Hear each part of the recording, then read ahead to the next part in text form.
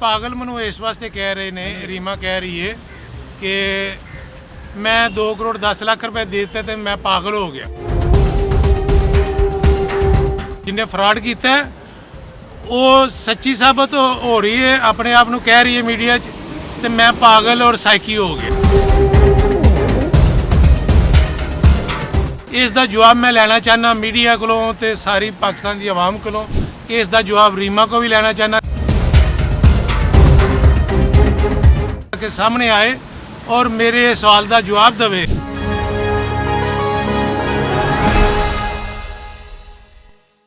अस्सलाम वालेकुम, पाकिस्तान खबर के साथ मैं हूं हमजा जावेद। नाजरीन, हमने 2-3 दिन पहले एक स्टोरी की जो कि बहुत ज़्यादा मीडिया पर वायरल हुई रीमा खान के हवाले से, कि उन्होंने एक शख्स जो कि शाहिद रफ़ीक साहब हैं, उनके तकरीबन 2 करोड़ 10 लाख रुपए फ़िल्म पर लगवाए, इन्वेस्ट करवाए और उसके बाद इनको पैसे नहीं दिए गए। आज हम इनके शवाहिद पर बात कर लेते हैं, कितने शवाहिद सच्चे हैं और क्या क्या चीज़ें क्लियर। बहरहाल हमने पिछले प्रोग्राम में भी हमने बात की थी शवाहिद के हवाले से, लेकिन साथ ही मैं सबसे पहले रिक्वेस्ट करना चाहूँगा दूसरी पार्टी यानी रीमा खान की पार्टी के हवाले से, अगर वो कॉन्टेक्ट करना चाहे और अपना मौक़िफ़ देना चाहे तो आप हमसे रब्ता कर सकते हैं और हमसे रब्ता करके आप अपना मौक़िफ़ ज़रूर रिकॉर्ड कराएँ। बहरहाल आज हम शवाहिद पर बात करते हैं कि शवाहिद क्या क्या हैं। हमारे साथ शाहिद रफ़ीक साहब मौजूद है, इनसे बात करते हैं। अस्सलाम वालेकुम जी वालेकुम सलाम। शाहिद साहब, कैसे हैं आप? अल्हम्दुलिल्लाह ठीक ठाक। शाहिद साहब, लोग बात कर रहे हैं कि आपने 2 करोड़ 10 लाख रुपए दे दिए 2009 के अंदर, और आपने उस वक्त कोई स्पेशल शवाहिद नहीं रखे। आपने शायद किसी और, जो आपको पता है जवानी का दौर था आपका, किसी और वजह से आपने वो पैसे दे दिए हों। क्या ये बात सच है? नहीं, मैंने तो ये मेरे साथ इन्होंने एग्रीमेंट किया। ये रीमा खान की बहन जो है ना, महरा खान, जो बैंक में काम करती थी, ये आपने बताया था कि आपका उनसे रब्ता हुआ था और रब्ता होने के बाद आपकी उनके साथ दोस्ती हो गई थी? नहीं, दोस्ती नहीं, एक रिलेशन बन गया था बैंक के ज़रिए। बैंक के ज़रिए। और आपने उनके ऊपर ट्रस्ट क्यों किया, पहले आप ये बताएं। ट्रस्ट इसलिए किया, इन्होंने मुझे बोला है कि ये फ़िल्म हमारी शुरू हुई है तो इसको मुकम्मल करना है, इसके ऊपर 50-60 लाख रुपया लग जाएगा, तो आपको अच्छे से प्लाट ले लेना। नहीं, वो ट्रस्ट भी तो होता है। आप ट्रस्ट हर शख्स पर नहीं करते हैं, रोड चलते शख्स पर तो आप ट्रस्ट नहीं कर सकते हैं। तो आपने रीमा खान की बहन पर ट्रस्ट क्यों किया? ट्रस्ट इसलिए किया कि ये जो एग्रीमेंट इन्होंने मुझे करके दिया ना, रीमा खान ने ये एग्रीमेंट अपने हाथ, इसकी बहन ने अपने हाथ से लिखा और साथ में रीमा खान बैठी और उसने इसके ऊपर सिग्नेचर किया। एग्रीमेंट के ऊपर ट्रस्ट किया? जी, एग्रीमेंट के ऊपर ट्रस्ट किया। अच्छा जी, ये एग्रीमेंट है जी। अच्छा जी, ये एग्रीमेंट है। हम साथ बी रोल में साथ चला देंगे। और ये एग्रीमेंट कब का हुआ है? 1 मिनट शायद से मुझे दिखाइएगा। 2009 का आया हुआ है। 2009 का एग्रीमेंट है। और क्या लिखा हुआ है, पढ़ के सुना दें। इसमें लिखा हुआ है जी, इकरारनामा।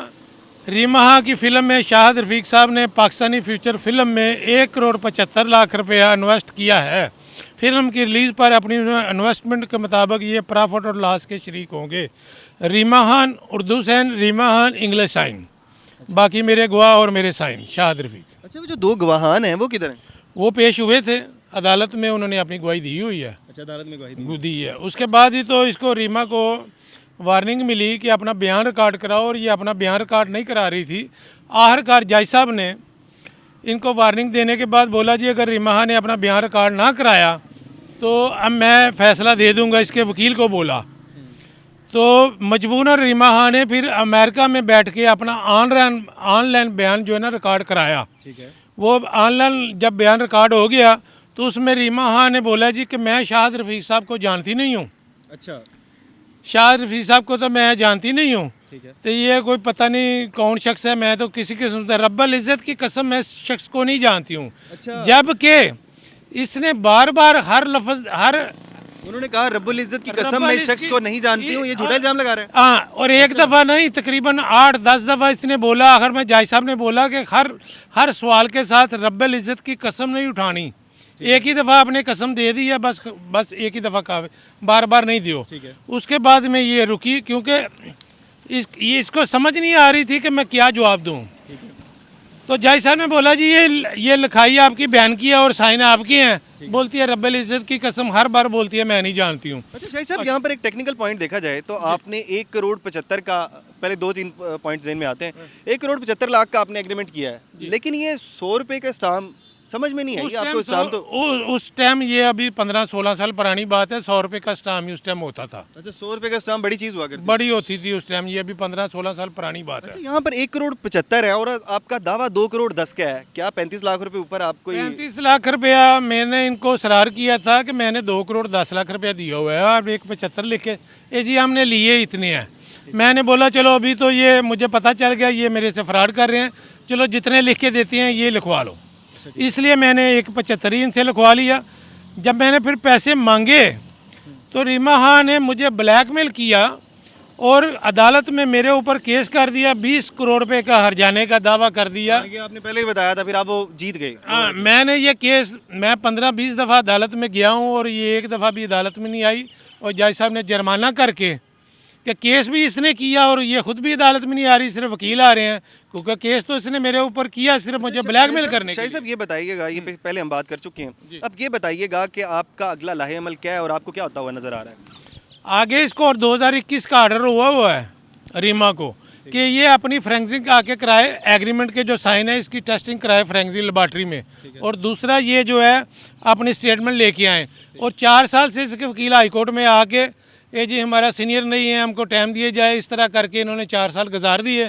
तो इसलिए मुझे अभी मजबूरन मीडिया पे आना पड़ा कि रीमा को फ़ौरन अदालत में आके जो जज साहब ने ऑर्डर किया हुआ है फ्रेंसिक कराने का और इसका स्टेटमेंट लाने का, इसको मुकम्मल करवाए, नहीं तो जज साहब इसके खिलाफ फैसला दे देंगे। क्योंकि मैं 4 साल हो गए इस चीज़ का इंतज़ार कर रहा था।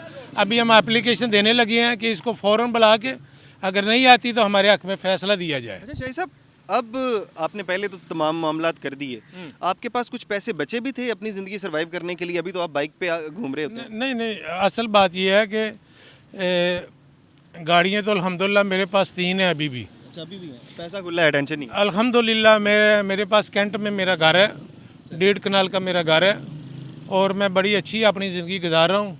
तो आप क्यों पीछे पड़े, मैं छोड़ दें? अभी ये है कि ये जो उसने मेरे ऊपर गलत इल्ज़ाम लगाए हुए थे, एक 20 करोड़ रुपए का इसने डैमेज का दावा किया, और दूसरा इसने मुझे बोला जी ये कुछ सैकी आदमी है, कोई पागल सा आदमी है, मैं तो इसको जानती नहीं हूँ। तो ये इसने बाकायदा अखबार पाकिस्तान में अखबार में इसने मेरे खिलाफ बयान दिया हुआ है, ये कोई सैकी है या कोई पागल सा आदमी है।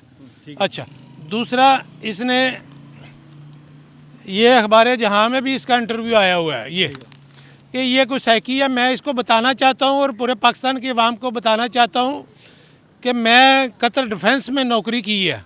ठीक है। मैं 79 से कतर गया हुआ, डिफेंस का सर्टिफिकेट गवर्नमेंट कतर ने मुझे दिया हुआ है। मैं सैकी या फ्राडी नहीं हूँ, रीमा हाँ सैकी और फ्राडी है, और सामने आए और मेरा मुकाबला करे और मैं इसको मंजर आम पर लाना चाहता हूँ और इसको साबित करना चाहता हूँ। अदालत के जरिए ये साबित हो चुकी है कि ये अदालत में हाजिर हो रही इसने फ्रॉड किया हुआ है। आपको भी उम्मीद है? इंशाल्लाह मुझे 100% उम्मीद है और मैं इसको बेनकाब भी करूँगा और अपनी रकम भी लूँगा इससे इंशाल्लाह। चलिए जी, शाहिद साहब बहुत शुक्रिया आपका। शाहिद साहब का कहना ये था कि मैं अभी बहुत पुरुमीद हूँ और मुझे नज़र आ रहा है कि मुझे ये फ़ैसला जो है वो मेरे हक़ में आता हुआ नज़र आ रहा है। आप क्या सोचते हैं? अपनी राय का इज़हार कमेंट बॉक्स में ज़रूर करिएगा। इसी के साथ अपने मेज़बान हमज़ा जावेद को दीजिए इजाज़त। अल्लाह ने के बाद।